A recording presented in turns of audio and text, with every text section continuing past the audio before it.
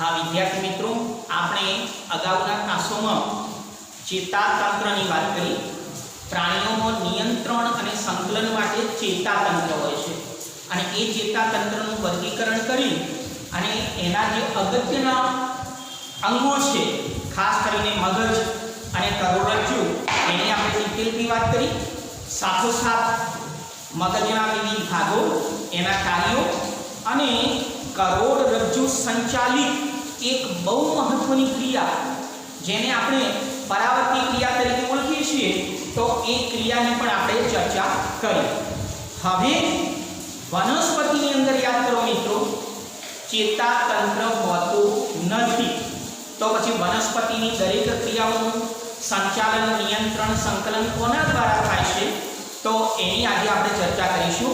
तो वनस्पतिनी अंदर अंतःस्राव द्वारा दरेक क्रियाओनुं नियंत्रण थाय छे। तो आपणे आजे वनस्पति अंतःस्राव अने मनुष्यना अंतःस्रावनी चर्चा करीशुं। तो सौथी पहेला वनस्पति अंतःस्राव। वनस्पति अंतःस्राव तो जो मित्रों, वनस्पतिनी अंदर जे अंतःस्राव छे, ए अंतःस्राव उत्पन्न करवा माटे एमां कोई ग्रंथि नथी होती, पण एना प्रखंडाग्र, प्ररोहाग्र के मूलाग्रनी अंदर ए अंतःस्राव उत्पन्न थतो होय छे, त्याथी एनुं संश्लेषण थाय छे। तो आपणे वनस्पति अंतःस्रावनी पहेली व्याख्या જોઈએ। तो वनस्पतिमां वृद्धि, विकास અને पर्यावरणीय प्रत्याचार એટલે પ્રતિચાર નું સંકલન કરતા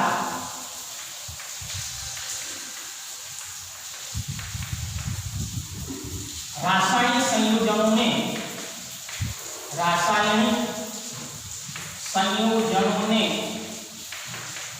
वनस्पति अंतःस्राव कहे छे। जो मित्रों फरीथी व्याख्या समझी लो।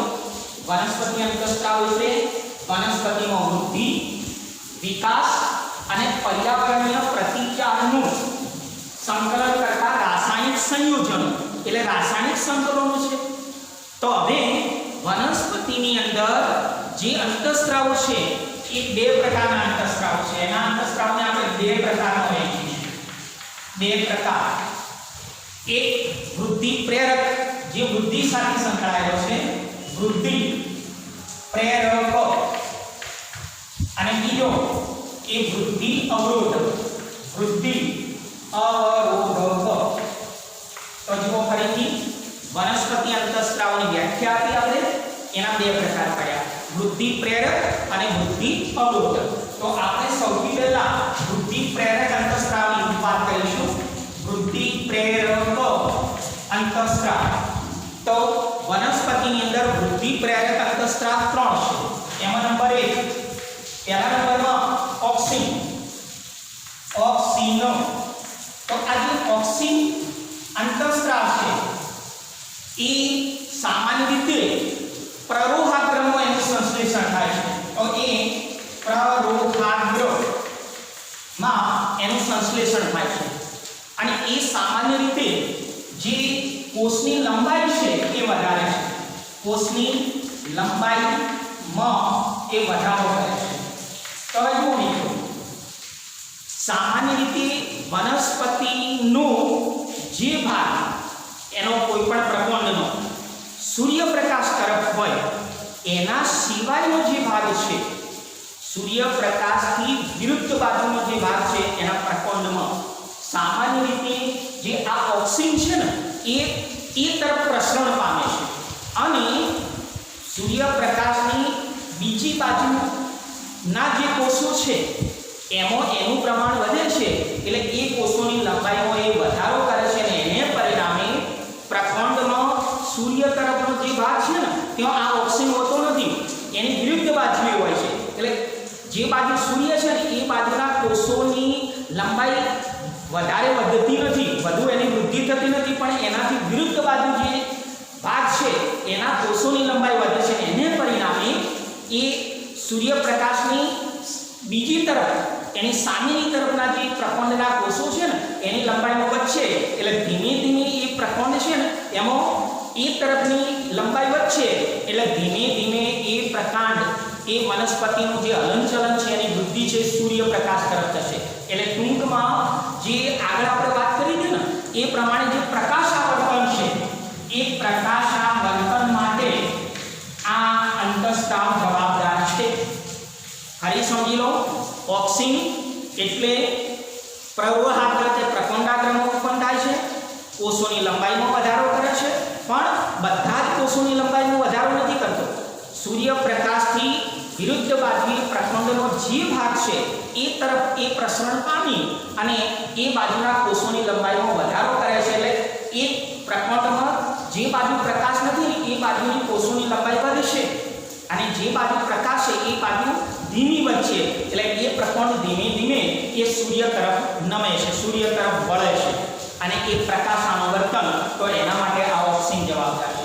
બીજો જે છે એ અંતઃસ્ત્રાવ એટલે જીબ્રેલિન અને આ અંતઃસ્ત્રાવ સામાન્ય રીતે જે પ્રકોંડની લંબાઈ છે એની ઊંચાઈ છે એ પ્રકોંડની લંબાઈમાં એ વધારો કરે છે, એની લંબાઈ વધારે છે. અને ત્રીજા નંબરનો જે વૃદ્ધિ પ્રેરક અંતઃસ્ત્રાવ છે એ સામાન્ય રીતે સાયટોકાઇનિન છે,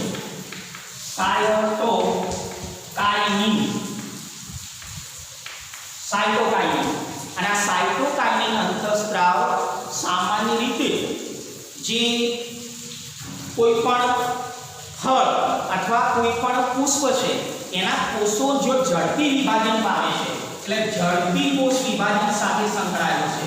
ઝડપી કોષ વિભાજન એટલે જે ભાગમાં ઝડપી કોષ વિભાજનની જરૂર છે, જ્યાં ઝડપી વૃદ્ધિની જરૂર છે એ ભાગમાં આ સાયટોકાઇનિન આવેલો છે. એટલે ફળ અને એની અંદર બીજમાં ઝડપી એનો વધારો થાય છે અને વૃદ્ધિ થાય છે માટે ત્યાં સાયટોકાઇનિન હોય છે. તો અહીં ફરીથી વૃદ્ધિ પ્રેરક ત્રણ અંતઃસ્ત્રાવના બે ભાગ કર્યા હતા, વૃદ્ધિ પ્રેરક અને વૃદ્ધિ અવરોધક. તો ચાલો અહીં પ્રેરકનું કામ પૂરું થયું. હવે વૃદ્ધિ અવરોધક અંતઃસ્ત્રાવ, વૃદ્ધિ અવરોધક અંતઃસ્ત્રાવ. આનો બે અંતઃસ્ત્રાવ છે, એક એબ્સિસિક એસિડ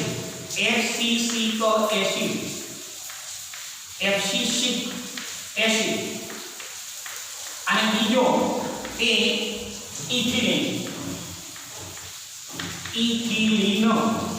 તો આ બંને અંતઃસ્ત્રાવો સામાન્ય રીતે વૃદ્ધિ અવરોધક છે અને ખાસ કરીને જે પર્ણપતન છે, પીળા પાંદડા ખરી પડે છે, કેટલીક વખત ફળ, કાચા ફળ પણ કોઈ વખત ખરી પડે છે અથવા પુષ્પ ખરી પડે છે, પુષ્પ ખરી પડવા એના માટે આ બંને અંતઃસ્ત્રાવો જવાબદાર છે. તો અહીંયા વનસ્પતિમાં બે પ્રકારના અંતઃસ્ત્રાવોનું કામ પૂરું થયું, વૃદ્ધિ પ્રેરક અને વૃદ્ધિ અવરોધક. વૃદ્ધિ પ્રેરક ત્રણ અંતઃસ્ત્રાવ ઓક્સિન, જીબ્રેલિન અને સાયટોકાઇનિન અને વૃદ્ધિ અવરોધકમાં એબ્સિસિક એસિડ અને ઇથિલિન. આ વૃદ્ધિ સાથે સંકળાયેલા છે અને આ વૃદ્ધિને અવરોધે છે.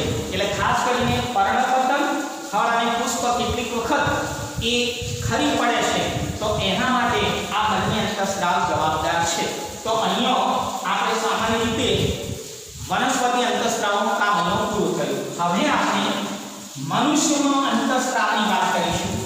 તો યાદ કરો, સજીવોની અંદર એટલે પ્રાણીઓમાં વનસ્પતિની વાત પતી ગઈ તો વનસ્પતિમાં અંતઃસ્ત્રાવી ગ્રંથિઓ નથી, પણ આપણે અહીંયા પ્રાણીઓમાં માત્ર મનુષ્યના અંતઃસ્ત્રાવોની જ વાત કરવાની છે આ પ્રકરણમાં. તો મનુષ્યની અંદર જે અંતઃસ્ત્રાવો છે એ ચોક્કસ પ્રકારની અંતઃસ્ત્રાવી ગ્રંથિઓમાં ઉત્પન્ન થાય છે. ધ્યાન આપજો મિત્રો, ફરીથી સમજી લો કે સામાન્ય રીતે જે વનસ્પતિમાં અંતઃસ્ત્રાવી ગ્રંથિઓ નથી, પણ પ્રાણીઓમાં એટલે કે મનુષ્યની અંદર અંતઃસ્ત્રાવી ગ્રંથિઓ છે. તો સૌથી પહેલી અંતઃસ્ત્રાવી ગ્રંથિઓ એટલે શું એની આપણે ચર્ચા કરીએ. અંતઃસ્ત્રાવી ગ્રંથિ. તો જે ગ્રંથિ નલિકા વિહીન છે, તો આ ગ્રંથિ છે ને એને નલિકા વિહીન ગ્રંથિ કહેવાય. કારણ કે એ ગ્રંથિમાંથી જે સ્ત્રાવ છે ને એની જે નિપજ છે ને એ એની નિપજને, નિપજ એટલે સ્ત્રાવ, નિપજને સીધું રુધિરમાં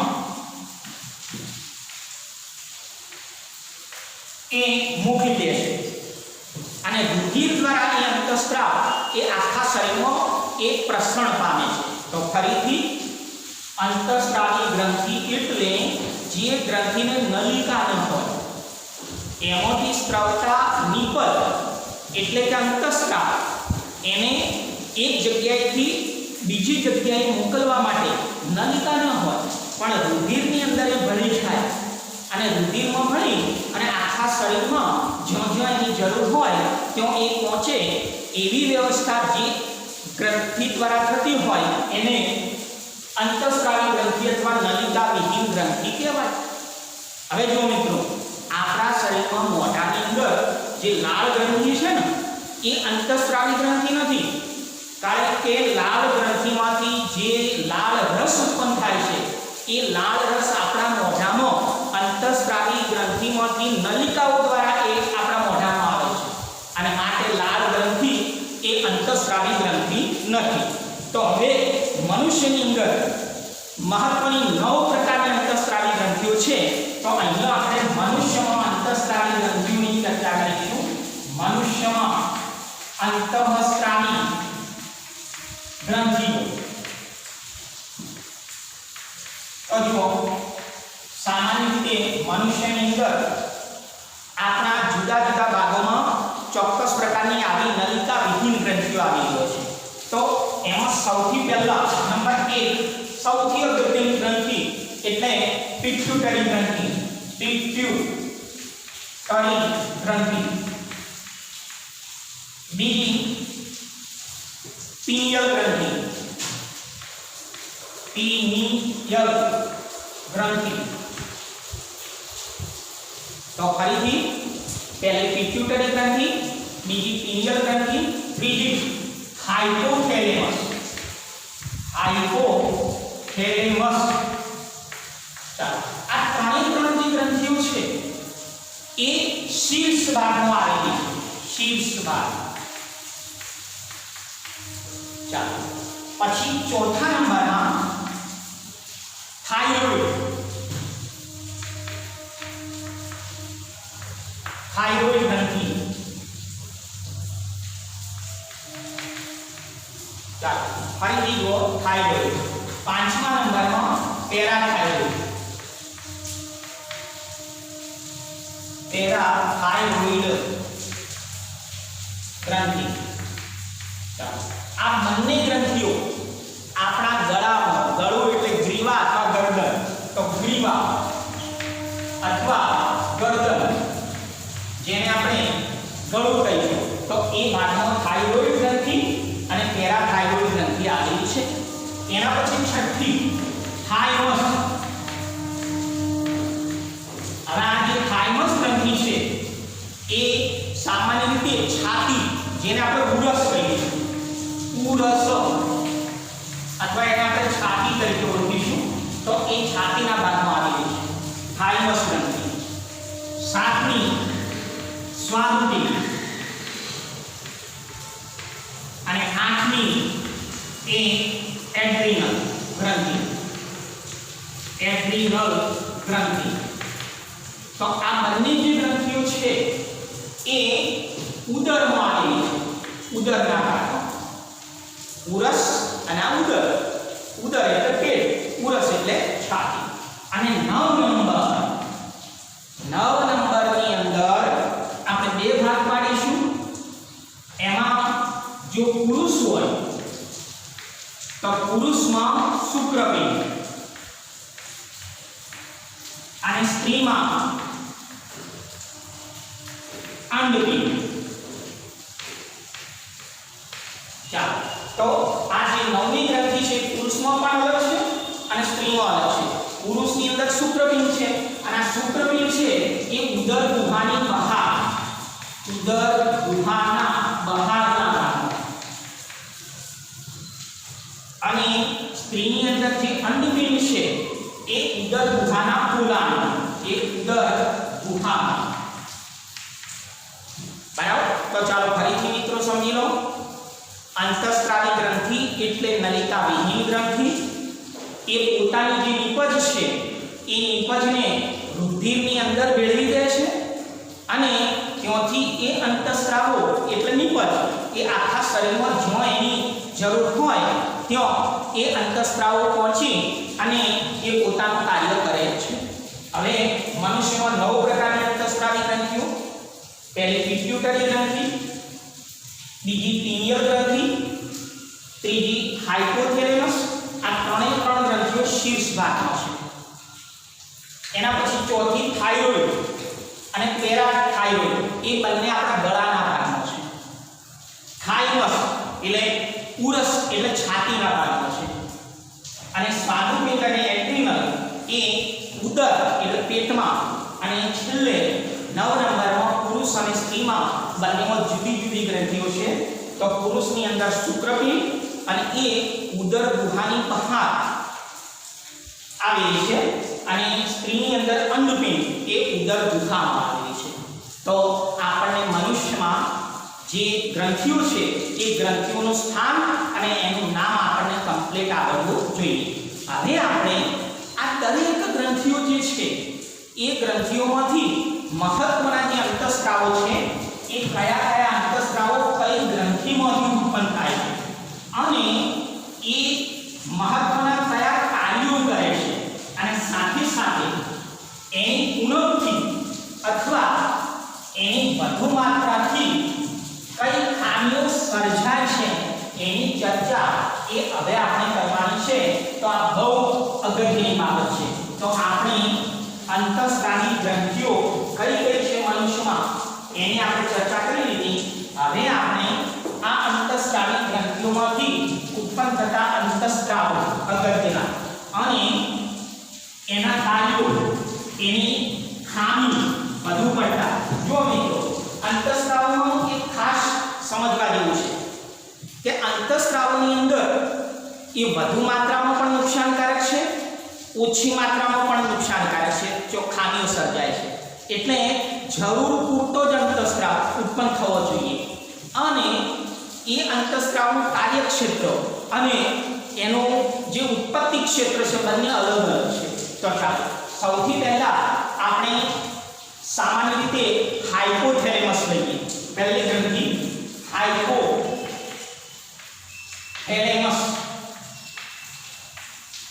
હવે તમે યાદ કરો મગજની જ્યારે આપણે ચર્ચા કરતા હતા, મગજની વિવિધ ભાગોનું આપણે જ્યારે અહીંયા વાત થતી હતી એ વખતે હાઇપોથેલેમસ શબ્દ આપણે ભૂલી ગયા છીએ. તો ખરેખર હાઇપોથેલેમસ એ અગ્રમગજ છે, એનો એક ભાગ છે. એ આપણે એ વખતે એને મગજના ભાગ તરીકે ઓળખ્યો હતો. આ જ હાઇપોથેલેમસને અત્યારે આપણે આ પોઈન્ટમાં એને અંતઃસ્ત્રાવી ગ્રંથિ તરીકે લેવાનો છે. તો આ જે હાઇપોથેલેમસ છે એ 2 પ્રકારના અંતઃસ્ત્રાવો રિલીઝ કરે છે. 2 પ્રકારના અંતઃસ્ત્રાવો એ રિલીઝ કરે છે. 2 પ્રકારના અંતઃસ્ત્રાવો. એક રિલીઝિંગ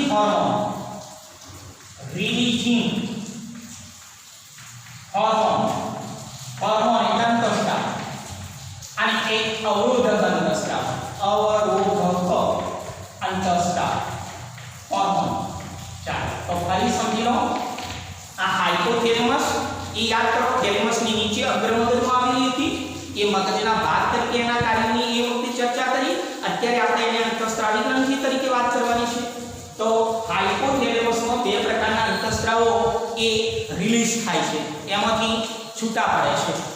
એક રિલીઝિંગ હોર્મોન અને બીજા નંબરમાં એ અવરોધક અંતઃસ્ત્રાવ. હવે આપણે અહીંયા વાત કરીશું. ચાલો અહીંયા લઈએ હાઇપોથેલેમસ.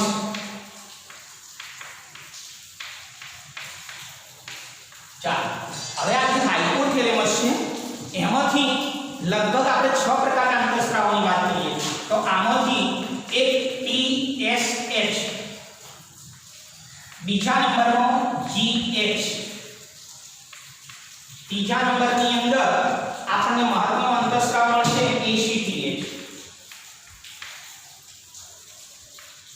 ચાલો હવે ચોથા નંબરનો જે છે ને એ ગોનેડોટ્રોપિક હોર્મોન, ગોનેડોટ્રોપિક હોર્મોન, બરાબર છે. હવે આ ચારે ચાર અંતઃસ્ત્રાવ છે ને આ અંતઃસ્ત્રાવો એ રિલીઝિંગ હોર્મોન છે એટલે આપણે એની સાથે TSH રિલીઝિંગ શબ્દ દરેકને લગાડીશું. રિલીઝિંગ અંતઃસ્ત્રાવ ચારે ચાર હાઇપોથેલેમસમાંથી TSH, GH, ACTH અને ગોનેડોટ્રોપિક. સાથે સાથે એમાંથી બીજા બે પ્રકારના અંતઃસ્ત્રાવો અહીંયા રિલીઝ થશે. બે પ્રકારના, એક GH અવરોધક, GH અવરોધક અને બીજા નંબરની અંદર આપણે બહુ અગત્યનો જે અંતઃસ્ત્રાવ છે એ સામાન્ય રીતે આ ફરીથી સમજી લો હાઇપોથેલેમસમાંથી બે પ્રકારના અંતઃસ્ત્રાવો, એક રિલીઝિંગ હોર્મોન અને એક અવરોધક હોર્મોન. હવે એની અંદરથી સામાન્ય રીતે જે રિલીઝિંગ હોર્મોન છે ને એને આપણે ચાર ભાગ પાડીશું. એક TSH, એક GH, એક ACTH અને એક ગોનેડોટ્રોપિક. હવે મિત્રો સામાન્ય રીતે આમાં જે અવરોધક અંતઃસ્ત્રાવ છે એ એક GH અવરોધક અંતઃસ્ત્રાવ છે અને બીજો એ PIL અંતઃસ્ત્રાવ છે એટલે એને આપણે બહુ અહીંયા જરૂર નથી, આપણે GH અવરોધક અંતઃસ્ત્રાવની જ વાત કરીશું. તો હવે જુઓ સામાન્ય રીતે આ દરેક અંતઃસ્ત્રાવો છે એ જે તે અગ્ર પિટ્યુટરી ગ્રંથિ છે, આપણે પિટ્યુટરી ગ્રંથિમાં ત્રણ ભાગ પાડીશું. તો આ બધા જે અંતઃસ્ત્રાવો છે એ અગ્ર પિટ્યુટરી ગ્રંથિની અંદર એના એ જ નામના અંતઃસ્ત્રાવો રિલીઝ કરશે. એટલે અંતઃસ્ત્રાવોના હવે આપણે આખા એના નામ જોઈએ તો TSH. ચાલો અહીંયા આપણે જોઈએ તો TSH એટલે શું? તો TSH એટલે થાઇરોઇડ સ્ટિમ્યુલેટિંગ હોર્મોન. જો મિત્રો TSH આ જે પહેલો અંતઃસ્ત્રાવ છે એનું આખું નામ છે યાદ રાખજો TSH એટલે થાઇરોઇડ સ્ટિમ્યુલેટિંગ હોર્મોન. બીજા નંબરમાં જે GH છે GH ને આપણે ગ્રોથ હોર્મોન તરીકે ઓળખીશું, ગ્રોથ હોર્મોન. ચાલો ત્રીજા નંબરમાં ACTH છે, ACTH એનું આખું નામ એ સામાન્ય રીતે એડ્રીનોકોર્ટિકોટ્રોપિક હોર્મોન. અને છેલ્લે જે ગોનેડોટ્રોપિક છે એમાં પાછા બે પ્રકારના અંતઃસ્ત્રાવો આવશે, એક FSH અને એક બીજો એક LH આવશે. આમાં પાછા બે પ્રકારના અંતઃસ્ત્રાવો. હવે એનું આખું નામ જોઈએ તો FSH એટલે ફોલિકલ સ્ટિમ્યુલેટિંગ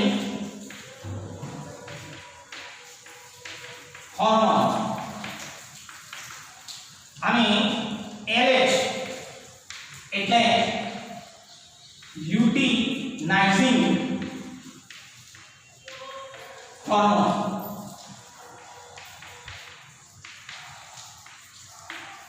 ચાલો તો ફરી આ અંતઃસ્ત્રાવો જોઈ લો મિત્રો. હવે જુઓ તમે આ હાઇપોથેલેમસમાંથી આ જે અંતઃસ્ત્રાવો ઉત્પન્ન થાય છે ને, જુઓ સામાન્ય રીતે આપણે અગાઉ જે 9 ગ્રંથિઓ જોઈ, 9 ગ્રંથિઓમાં પિટ્યુટરી જે ગ્રંથિ છે એ મહાનિયામકી ગ્રંથિ છે. દરેક ગ્રંથિઓનું એ નિયંત્રણ કરે છે. પણ હવે આપણને પ્રશ્ન થાય તો પછી પિટ્યુટરી ગ્રંથિના નિયંત્રણ કોણ કરે? તો આ જે પિટ્યુટરી ગ્રંથિ છે એ પિટ્યુટરી ગ્રંથિનું નિયંત્રણ એ આ હાઇપોથેલેમસ કરે છે.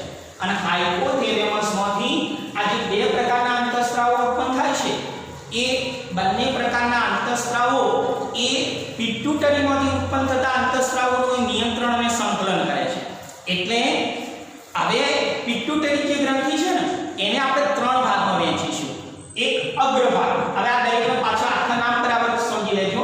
TSH એટલે થાઇરોઇડ સ્ટિમ્યુલેટિંગ હોર્મોન, GH એટલે ગ્રોથ હોર્મોન, ACTH એટલે એડ્રીનોકોર્ટિકોટ્રોપિક હોર્મોન, આનું તો નામ જ છે FSH એટલે ફોલિકલ સ્ટિમ્યુલેટિંગ હોર્મોન, અને LH એટલે લ્યુટિનાઇઝિંગ હોર્મોન. હવે અવરોધકમાં GH અવરોધક. તો હવે જો મિત્રો આ બધા જ અંતઃસ્ત્રાવો એ પિટ્યુટરી ગ્રંથિના અગ્ર પિટ્યુટરી ગ્રંથિમાંથી આ જ નામના અંતઃસ્ત્રાવો ઉત્પન્ન કરશે. તો હવે બીજા નંબરની અંદર આપણે પિટ્યુટરી ગ્રંથિની વાત કરીએ. પિટ્યુટરી ગ્રંથિ તો એમાં આપણે ત્રણ ભાગ પાડીશું. એક અગ્ર પિટ્યુટરી ગ્રંથિ. હવે અગ્ર પિટ્યુટરી ગ્રંથિમાંથી આ ઉપર પ્રમાણે જે અંતઃસ્ત્રાવો છે એ બધા જ અંતઃસ્ત્રાવો ઉત્પન્ન થશે. એટલે એમાંથી TSH, GH, FSH, LH આ બધા જ અંતઃસ્ત્રાવો ઉત્પન્ન થશે. હવે બીજા નંબરમાં મધ્ય પિટ્યુટરી ગ્રંથિ. મધ્ય પિટ્યુટરી ગ્રંથિ. અને મધ્ય પિટ્યુટરી ગ્રંથિની અંદરથી એક જ અંતઃસ્ત્રાવ MSH એમાંથી એક જ અંતઃસ્ત્રાવ ઉત્પન્ન થશે MSH. હવે MSH નું આખું નામ છે એ આપણે એનું સમજી લઈએ તો મેલેનોસાઇટ સ્ટિમ્યુલેટિંગ હોર્મોન. મેલેનોસાઇટ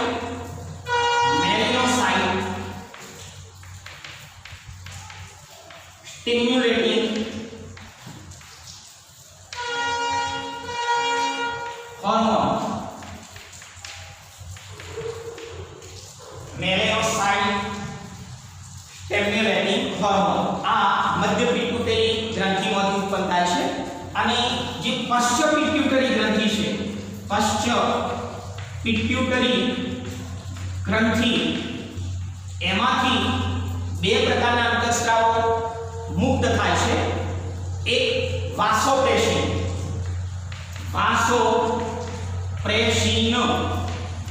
અને બીજો ઓક્સિટોસિન. હવે આ જે પશ્ચ પિટ્યુટરી ગ્રંથિમાંથી બે પ્રકારના અંતઃસ્ત્રાવો, પહેલો જે વાસોપ્રેસિન અંતઃસ્ત્રાવ છે એને ATH તરીકે પણ ઓળખવામાં આવે છે.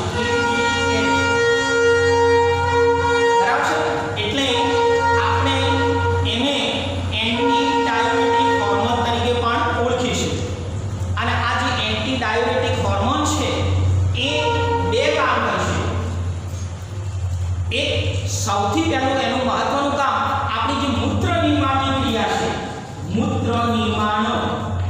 આ મૂત્ર નિર્માણ વખતે પાણીનું શોષણ કરશે, પુનઃ શોષણ. પાણીનું પુનઃ શોષણ. મૂત્ર નિર્માણ વખતે જ્યારે મૂત્રનું નિર્માણ થાય એટલે એના પછી એમાંથી અગત્યના જે ઘટકો છે એનું શોષણ થાય. એમાંથી પાણીનું શોષણ એ વાસોપ્રેસિન કરે છે. અને બીજું આપણી જે ધમની છે એ ધમનીમાં રુધિરનું દબાણ સર્જે છે. રુધિરનું દબાણ, અને રુધિરના દબાણને કારણે ધમનીમાંથી એ રુધિર વ્યવસ્થિત એ આખા શરીરમાં પ્રસરે છે. ઓક્સિટોસિન સામાન્ય રીતે સ્ત્રીની અંદર એ સંકળાયેલો, એની સાથે સંકળાયેલો અંતઃસ્ત્રાવ છે. એ બે કામ કરશે ઓક્સિટોસિન. પહેલું કામ, જ્યારે પ્રસૂતિ થાય છે એ વખતે ગર્ભાશયના સ્નાયુઓનું સંકોચન કરી અને પ્રસવને સરળ બનાવશે. પ્રસવ એટલે પ્રસૂતિ એ સરળ બનાવશે. સામાન્ય રીતે જ્યારે જે સ્નાયુઓ છે એનું સંકોચન કરશે, ગર્ભાશયના સ્નાયુઓનું, અને એ પ્રસવ બહુ સરળતાથી થાય એ કામ આ ઓક્સિટોસિન કરશે. અને બીજું જે સ્તન ગ્રંથિ છે, સ્તન ગ્રંથિ, આ સ્તન ગ્રંથિને એ ઉત્તેજિત અને એ સામાન્ય રીતે દૂધનો સ્ત્રાવ કરશે. તો મિત્રો આજે આપણે અગત્યની જે મનુષ્યમાં 9 પ્રકારની ગ્રંથિઓ હતી એ 9 પ્રકારની ગ્રંથિઓમાંથી 2 પ્રકારની જે મહત્વની ગ્રંથિઓ હાઇપોથેલેમસ એના અંતઃસ્રાવોની વાત કરી, અને પિટ્યુટરી ગ્રંથિ જે વટાણાના દાણા જેવી ગ્રંથિ છે એને આપણે 3 ભાગમાં વહેંચી, અગ્ર પિટ્યુટરી, મધ્ય પિટ્યુટરી અને પશ્ચ પિટ્યુટરી. અગ્ર પિટ્યુટરીના ગ્રંથો એની જે ગ્રંથિમાંથી જે અંતઃસ્રાવ ઉત્પન્ન થાય છે એના માટે જવાબદાર હાઇપોથેલેમસ છે. મધ્ય પિટ્યુટરીમાં એક જ અંતઃસ્રાવ MSH એટલે મેલેનોસાઇટ સ્ટિમ્યુલેટિંગ હોર્મોન, અને પશ્ચ પિટ્યુટરીમાં 2 પ્રકારના, એક વાસોપ્રેસિન જેને આપણે ADS તરીકે પણ ઓળખીશું, એ 2 કામ કરશે. મૂત્ર નિર્માણ વખતે એ પાણીનું પુનઃશોષણ કરશે, અને ધમનીની અંદર જ્યારે રુધિર વહે છે ત્યારે એ એમાં એક પ્રકારનું દબાણ કરશે. અને ઓક્સિટોસિન એ સ્ત્રીના અગત્યના કેટલાક કાર્યો સાથે સંકળાયેલો છે. એ પ્રસવ વખતે ગર્ભાશયના સ્નાયુઓનું એ સંકોચન કરી અને પ્રસવને સરળ બનાવશે. અને બીજા નંબરમાં સ્તન ગ્રંથિને ઉત્તેજી અને એમાંથી દૂધનો સ્ત્રાવ કરશે. હવે બાકીની જે ગ્રંથિઓ છે એમાંથી કયા અંતઃસ્રાવ ઉત્પન્ન થાય છે, એની ઉણપ અથવા વધુ પડતા અંતઃસ્રાવથી કઈ ખામી સર્જાય એની ચર્ચા હવે